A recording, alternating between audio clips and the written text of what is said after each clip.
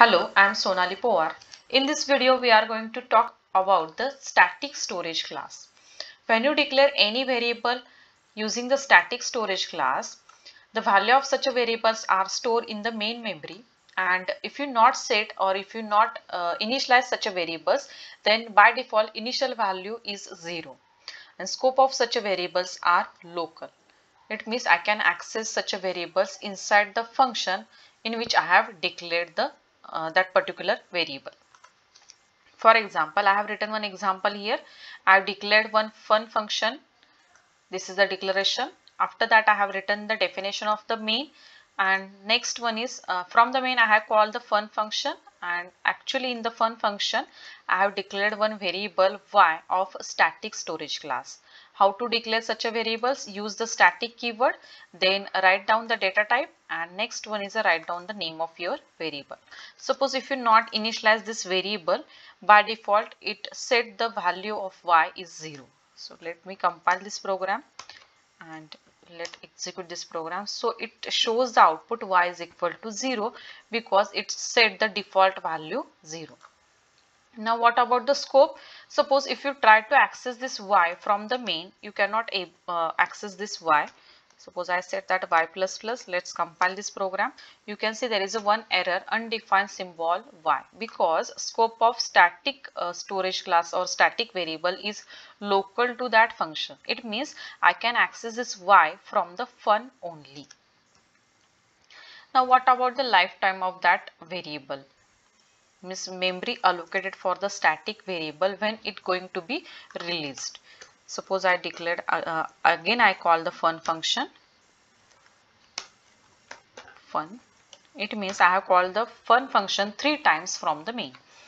So let's see what happens.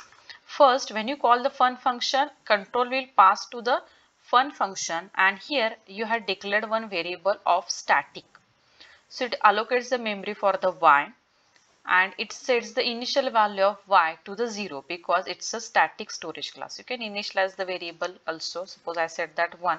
So it declare or it allocates the memory for the y, and say it sets the value of y is 1. After that I have printed the variable y. So it will print the 1 onto the screen. After that I incremented the y. So y becomes 2. And this is the completion of your fun function. So control will again come or return back to the main function, but it will not, you can say, release the memory which is allocated for the y.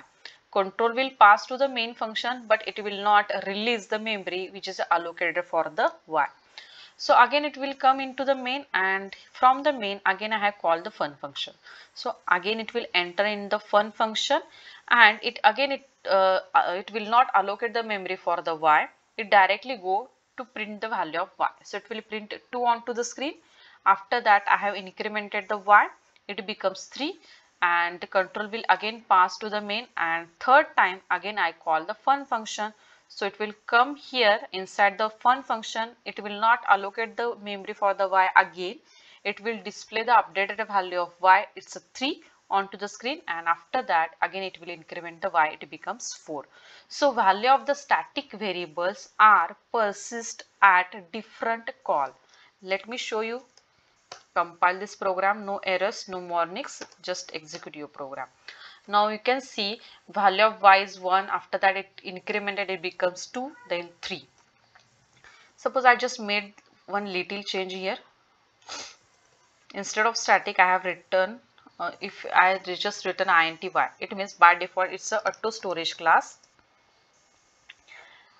And let's compile this program and execute the program. Now you can see it shows the y is equal to 1 always. Why? Because it's come under the auto storage class.